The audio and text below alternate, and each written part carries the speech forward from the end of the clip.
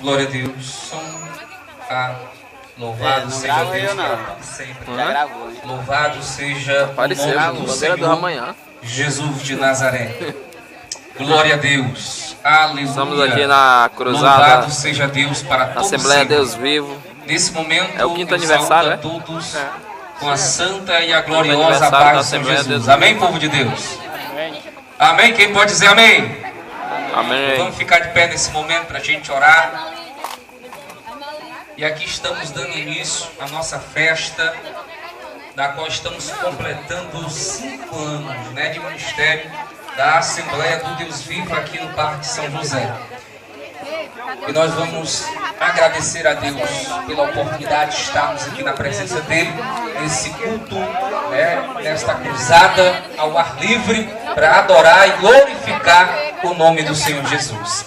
Eterno e soberano Altíssimo, louvamos o Teu nome, te agradecemos pela oportunidade de mais uma noite, de mais um dia, estarmos em Tua presença. Meu Deus querido, eu quero aqui, Senhor amado, louvar o Teu nome pela vida de cada colega pastor, pela vida de cada igreja, pela vida, Senhor, de cada congregação e da Tua igreja, o Teu povo, a Igreja Universal, a Igreja de Cristo da Terra. Meu Deus amado, sobre todos aqueles que aqui estão presentes, meu Deus, derrama da Tua unção, derrama do Teu poder, meu Deus querido, porque a Tua palavra diz que o Senhor, Ele está presente em todos os lugares, e a Tua palavra também nos declara que aonde estiver 2 ou 3 reunidos em Teu nome, ali o Senhor se faz presente, e que nessa noite opera maravilhas, faz milagre acontecer, salvação de vidas, vidas sendo libertas e transformadas pelo Teu poder,